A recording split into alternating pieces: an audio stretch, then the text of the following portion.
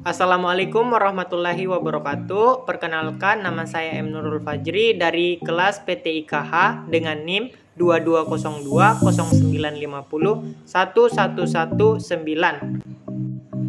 Nah, pada materi pertama yaitu hakikat dan urgensi identitas nasional. Pada konsep identitas nasional ini, identitas nasional itu dibagi menjadi dua, yaitu identitas dan nasional, di mana identitas berarti ciri atau keadaan khusus seseorang atau suatu benda, sedangkan nasional adalah kebangsaan atau bersifat kebangsaan yang meliputi suatu negara ataupun suatu bangsa itu sendiri.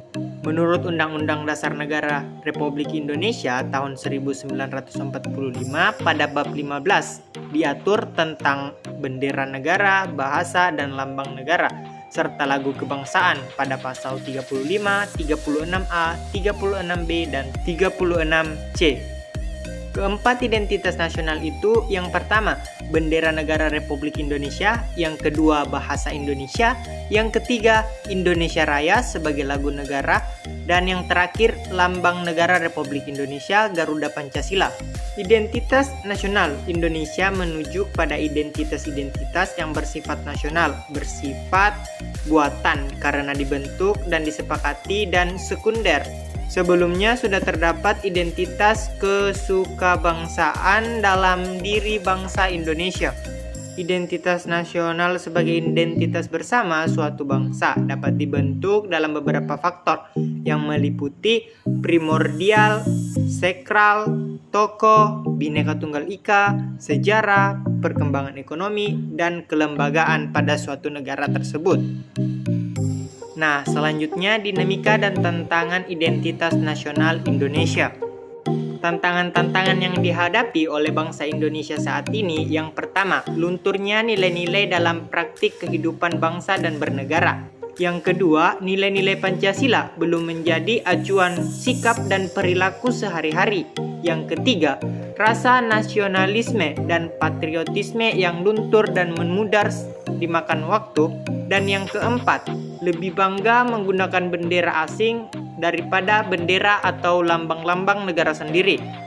Hal ini perlu diupayakan dari generasi baru bangsa Indonesia untuk mendorong agar bangsa Indonesia membuat prestasi yang tidak dapat dibuat oleh bangsa asing.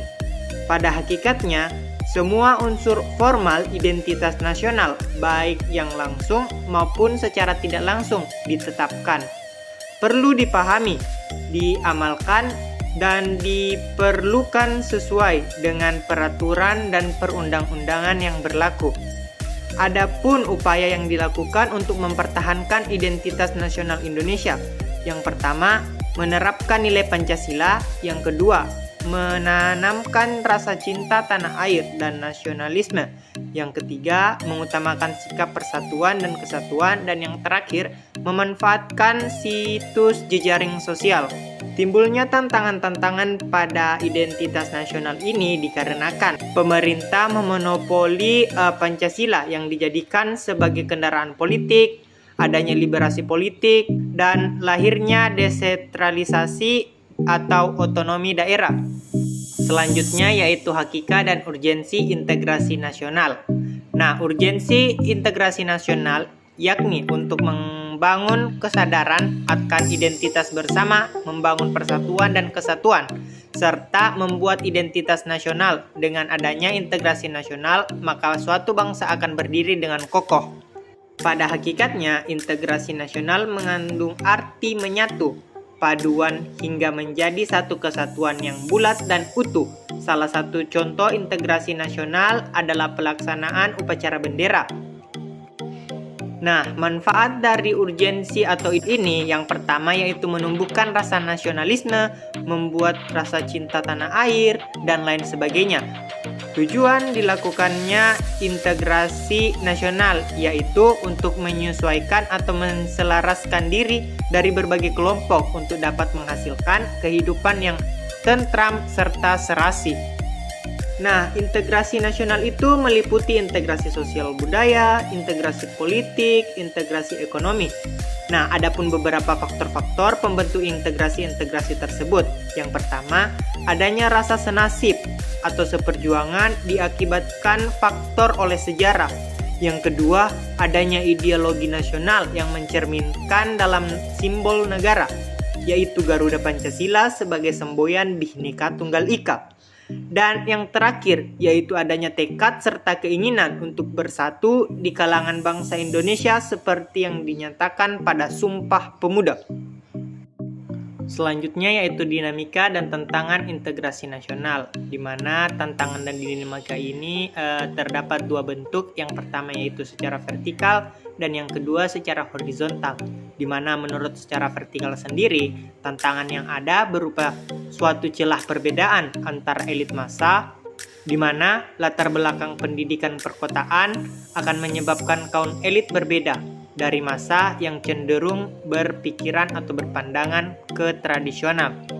Selanjutnya yaitu dalam dimensi horizontal.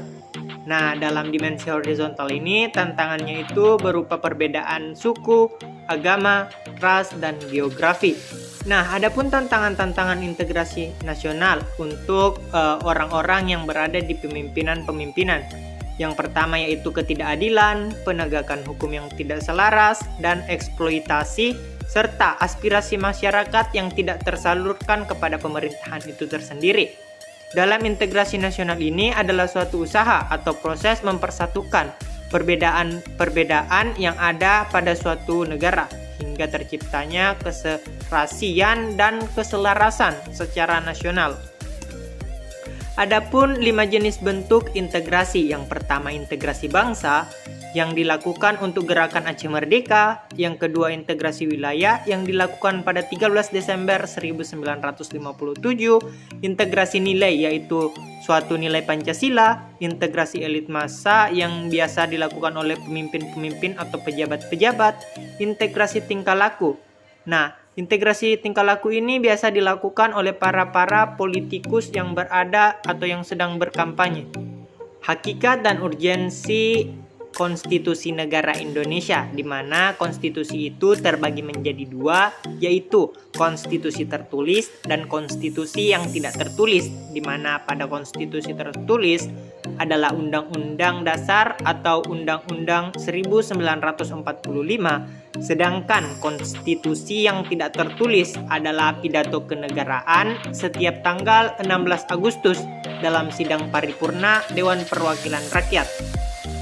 Konstitusi itu pada hakikatnya merupakan hukum dasar yang tertinggi dan menjadi dasar berlakunya peraturan perundang-undangan yang lebih rendah pada penyusunan atau perumusan suatu undang-undang dasar.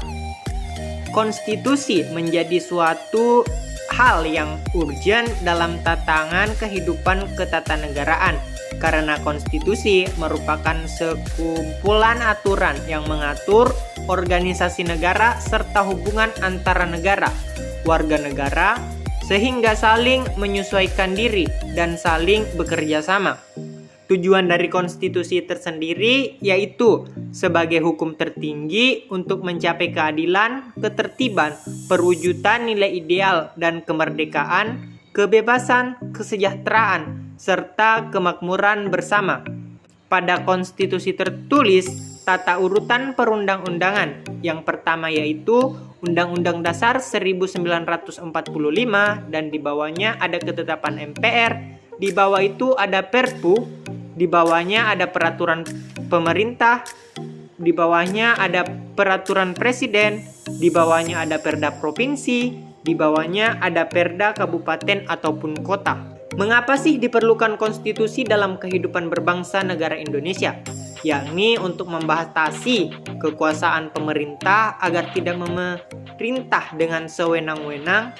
Konstitusi juga diperlukan untuk membagi kekuatan dalam suatu negara. Dinamika dan tantangan konstitusi negara Indonesia.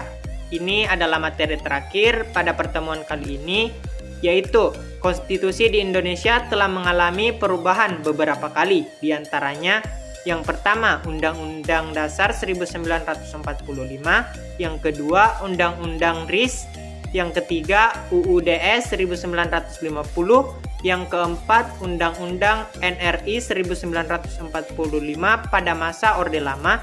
Yang terakhir yaitu Undang-Undang Negara Republik Indonesia 1945 Orde Baru, di mana pada Orde Baru ini terdapat beberapa kali perubahan menyusul dengan tantangan-tantangan dan tuntutan-tuntutan pada tahun 1999, tahun 2000, tahun 2001, dan 2002, di mana tuntutan-tuntutan itu adalah yang pertama, mengamandemenkan Undang-Undang NRI 1945, menghapus doktrin dui fungsi, menegakkan hukum penghormatan HAM, melakukan desentrasi dan hubungan yang adil, mewujudkan kebebasan pers, dan mewujudkan kehidupan demokrasi.